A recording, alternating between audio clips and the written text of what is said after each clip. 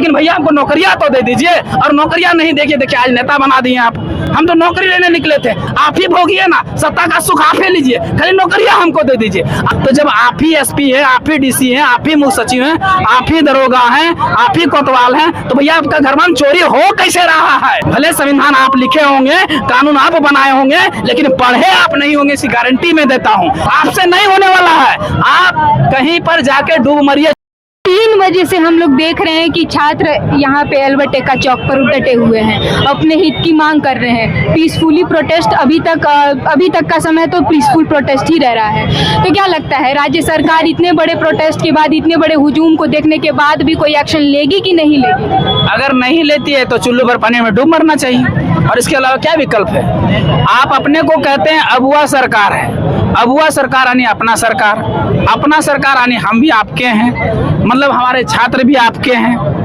उस सरकार ने कार्य नहीं किया था, अच्छा जेपीसी नहीं ले पाया, जैसे सीजल नहीं पाए, उसको उठा के फेंक दिए, खोपचे में डाल दिए। अब उसको डाल दिए तो आज पर निकल नहीं पाई है, तो देख रहा है छात्र, देख रहे हैं 2029 में आपको भी उखाड़ के फेंक देंगे।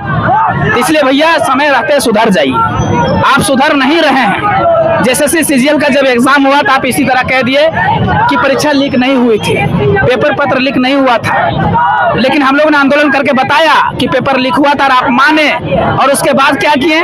16 लोगों पर नामजद और 4000 छात्रों पर आप केस कर दिए, और उसको केस को हम लोग जायज मांग के लिए मांग किए थे, उसके लिए भी आप केस कर दिए, और फिर परीक्षा आपको रद्द करनी पड़ी। जब परीक्षा आपने गलती माना कि गलती थी, तो फिर छात्रों पर केस कैसे हुआ भाई? और उसके बाद भी जेएसएससी नहीं सुधरी, उसके बाद क्या हुआ? छोटे आपने एसआईटी का टीम का गठन किया, एसआईटी क्या की? छोटे छोटे मछलियों को पकड़ कर डाल दी, बड़ी मछलियों को छोड़ दिया। अब देखिए, अब जेपीसी का दुर्भाग्य देखिए, जो agency TDPL agency Uttar Pradesh high court ने उसको ब्लैकलिस्टेड कर दिया था, डिबार घोषित कर दिया था। सबसे पहले प्रश्न तो यही उठता है कि उसको टेंडर मिला कैसे, उसको निविदा को काम मिला कैसे, एग्जाम लेने का काम कैसे दिया गया, और अगर काम दिया गया तो दूसरी हमारी मांग है कि इस प्रक्रिया में जो भी व्यक्ति शामिल है टेंडर देने में, उसको जल्द से जल्द जांच हो, और जांच सीबीआई के माध्यम से हो। और जैसे सीजीएल का उस समय तो गलती आप नहीं माने, लेकिन आज खुलासा हो गया कि उसका जो मैनेजर था अभय तिवारी ही उसका सेकंड रैंकर है, तो दोषी तो साबित हो गया। तो अब हम जेपीसी में हम ये मांग करते हैं कि टीडीपीएल एजेंसी के चयन के उच्च स्तरीय जांच हो, पहला मांग।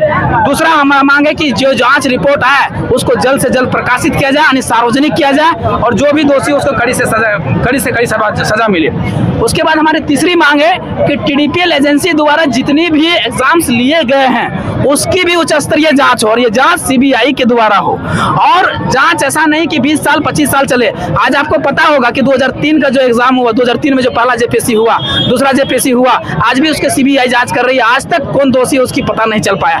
ये नहीं हो, जल्द से जल्द उच्च स्तरीय जांच किया जाए और सीबीआई के द्वारा किया जाए, और एक कानून बनाया जाए। चौथी हमारी मांग है, कानून बनाया जाए कि इसमें कड़ी से कड़ी सजा हो।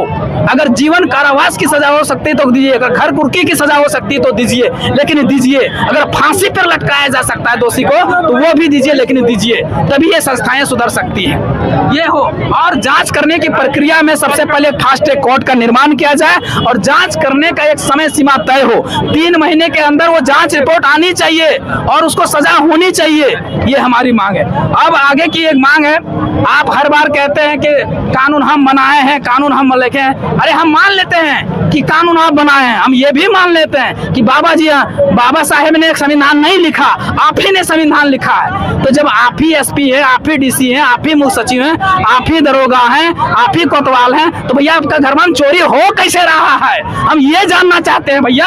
और एक बार भी नहीं हो रहा है, चोरी तो छोड़ दीजिए, साला डकैती हो रहा है। यहाँ पर डकैत हैं बैठे हुए, वो डकैत कैसे घुस रहे हैं? इसलिए अगर आपसे अगर नहीं समझ रहा है तो मैं एक प्रावधान बताता हूँ। भले संविधान आप लिखे होंगे, कानून आप बनाए होंगे, लेकिन पढ़े आप नहीं होंगे, इसी गारंटी में देता हूं। इसलिए मैं बताना हूं कि अनुच्छेद 312 में उल्लेख है कि एक संघ लोक सेवा आयोग का गठन होगा, और उसी संविधान के अनुच्छेद में 315 में उल्लेख है कि अनुच्छेद 315 के तहत एक संयुक्त लोक सेवा आयोग और एक राज्य लोक सेवा आयोग का गठन किया जाएगा। तो राज्य लोक सेवा आयोग अगर एग्जाम सही से कंडक्ट नहीं करवा पाती है तो संयुक्त लोक सेवा आयोग का गठन किया जा सकता है। तो आप ऐसा करिए कि कैबिनेट से एक बिल पास करिए कि मेरा राज्य लोक सेवा आयोग जो है उससे संभल नहीं रहा है, और अगर संभल रहा है तो आप 2003 से रिकॉर्ड आप 2026 तक देख लीजिए, एक भी एग्जाम निष्पक्ष तरीके से, पारदर्शी तरीके से नहीं हो पाया। तो और क्या बड़े सबूत है। इसलिए कैबिनेट से एक बिल पास करिए कि अब जो एग्जाम एक संयुक्त लोक सेवा आयोग का गठन किया जाए, और एक केंद्र सरकार को भेजिए, केंद्र सरकार बना के देगी, एक संयुक्त लोक सेवा आयोग का गठन होगा,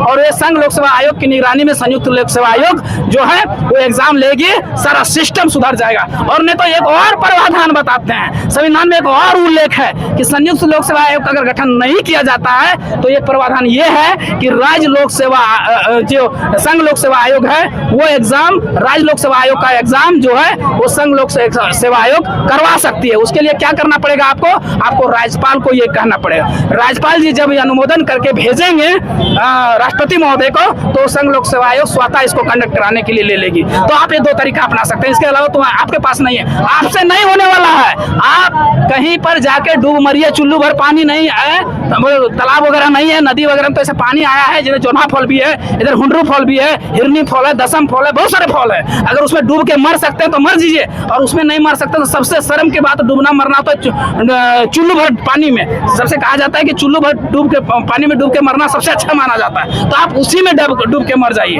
और सबसे दुर्भाग्य बात, आदम गोंडवी इसीलिए कहते हैं, आदम गोंडवी जी कहते हैं कि लश्कर भी तुम्हारा और सरकार भी तुम्हारा, लश्कर भी तुम्हारा और सरकार भी तुम्हारा, तुम झूठ को सच लिख दो, तुम झूठ को सच लिख दो, अखबार भी तुम्हारा। और इस दौर के फरियादी जाए तो जाए कहाँ, हम फरियादी हैं, इस दौर के फरियादी जाए तो जाए कहाँ। ये कानून भी तुम्हारा और दरबार भी तुम्हारा, ये कानून भी तुम्हारा और ये दरबार भी तुम्हारा। हम फरियादी हैं, लेकिन साला जब से झारखंड बना तब से फरियादी कर रहे हैं, लेकिन सुन कहाँ रहा है। इसलिए कानून आप बनाए हैं, और दरबार भी आपका भी है, सरकार भी आप ही का है, और अखबार भी आप ही का है। तो भैया हम ये चाहते हैं, सर तो तुम्हारा ही है, तुम ही कानून, तुम ही संविधान, सभी तुम ही हो, लेकिन हमको चाहिए क्या, हमको चाहिए नौकरी, हमको चाहिए एग्जाम निष्पक्ष तरीके से, जो योग्य होगा वो लेगा, जो योग्य नहीं होगा वो बाहर होगा। मोतीलाल महतो अगर योग्य होगा तो लेगा, और नहीं होगा तो बाहर होगा। ये सिस्टम बनना चाहिए, हमारी यही मांग है। तिनका सा मांग है, चुटकी का मांग है। हम सरकार की नहीं मांग बन रहे कि भैया हमको जो मंत्री बना दीजिए, सुदीप सोनू का पदवा नहीं मांग रहे हैं, या शिक्षा मंत्री का पद जो आप मुख्यमंत्री रखे हैं ना, वो पदवा नहीं मांग रहे हैं भैया, आप ही भोगिए ना, सत्ता का सुख आप ही लीजिए, खाली नौकरियां हमको दे दीजिए। आने वाला आप शिबू सोरेन जी उसको श्रद्धांजलि अर्पित करते हैं, उसके बाद आप आ गए, आपके बाद आपका बेटा आ जाएगा, हम आप उसी का चरण स्पर्श करेंगे, हमको नहीं करने का जरूरत है। लेकिन भैया हमको नौकरियां तो दे दीजिए, और नौकरियां नहीं देखिए, देखिए आज नेता बना दिए आप। हम तो नौकरी लेने निकले थे, हम तो खुद अभ्यर्थी रहे, हमको बाहर फेंक दिया। 7 जेपी 56 दिन आंदोलन किए, लगे जेल में जाकर ठूस दिया। उसके बाद हम क्या करते हैं, फॉर्म भरते, अगर नौकरियों ले लें किसी तरह से सेटिंग बेटिंग करके, बेच तो रहे करे, अगर हो जाता तो नहीं हो पाया, किसी तरह से भी नहीं हो पाया ना, फ्रेश करवाए नहीं, काबिलियत था ले नहीं पाए, अब देखिए हम भूख रहे हैं। तो भैया हम ये नहीं चाहते हैं आप ही मुख्यमंत्री रहिए, आप ही मंत्री, आपकी पत्नी मुख्यमंत्री अभी बनेगी भविष्य में, यही तो प्लान चल रहा है। राज तो आप हो ही रहे हैं, भैया हमको नौकरियां दे दीजिए, निवेदन है भैया हमको नौकरियां दे दीजिए। हमारे छात्र जो हैं, हमारे जनरल के जो छात्र हैं, ओबीसी के जो छात्र हैं, एसटी एससी के जो छात्र हैं, आपसे आपका नहीं मांग रहे, आपका मंत्री पद नहीं मांग रहे, आपका शिक्षा दूधू मलाई खाए, दूधू कहाँ, छो को विभाग रखे हैं आप छो को मलाई खाइएगा एक साथ में, रसमलाइयों खाए में, रसगुल्लों खाए में, रुके जलेबियों खाइएगा, सब आप ही खा रहे हैं। अरे हम लोग के तो कम से कम सिंघाड़ा वो दे दीजिए मालिक, नहीं होता तो आलू चप्पा आलू वो दे दीजिए ना, आलू वो नहीं दे रहे साला, आलू वो दे दीजिए। हम तो नहीं मांग रहे कि आलू चप्पा दीजिए, आलू चप्पा नहीं दीजिए भैया, उसका आलूआ निकाल के दे दीजिए ना। साला क्या करते हैं आप? अभी जो एग्जाम हुआ, ये जो फील्ड वर्कर वाला जो एग्जाम हुआ, साला इसको कैसे बेचे आपको डूब के काहे नहीं मर जाते हैं शर्म से माए? कितना दुर्भाग्य की बात है कि आपको सूझता नहीं है। 3 लाख छात्र बचते हैं, उसमें 80,000 रिजल्ट। देखिए कितना, मतलब एक अंधा आदमी देखेगा ना तो ऐसे पकड़ेगा, तब पकड़ मिल जाएगा कि भैया ये पेपर लीक हो रहा है। अब बता देते हैं कि जो रिजल्ट मतलब एडमिट कार्ड जो जारी हुआ, साला जिस दिन एग्जाम है उस दिन एडमिट कार्ड जारी हो रहा है। अरे साला तुम देखता और उसको रद्द कर देता, क्या दुर्भाग्य है। और जिसका एडमिट कार्ड आ गया उसको कहा, किसी को अगर उत्तरी छोटा नागपुर का अगर गिरिडीह का है तो सीधे उसको साहिबगंज भेज दिया। अरे भैया तुम इतना सामने काहे भेज दिया भाई, पाकिस्तान खुला था। अरे पाकिस्तान में तो हो सकता है वीजा लगेगा भाई, नेपाल का बॉर्डर खुला था, भूटान का बॉर्डर खुला था, भैया भेज देते उधर। और कितना छात्र परेशान हुआ, 80,000 मात्र प्रेजेंटेशन दे पाया। तुम क्या करने चाहते हो, पूरा फ्रस्ट्रेटेड कर दिया विद्यार्थियों को, फ्रस्ट्रेटेड कर दिया रे भाई। शर्म नहीं आता, शर्म नहीं आता। तुम धोके पी गए, तुम वही गुरुजी के बेटे हो। हमको शक हो रहा है भाई, तुम गुरुजी के बेटे हो। अगर गुरुजी के बेटे हो तो भैया इसको फ्रेश करो। हम कुछ नहीं चाहते हैं, जेएसएससी और जेपीएससी जैसे आयोग है इसको फ्रेश करो, बस इतना ही हमारी मांग है। धन्यवाद।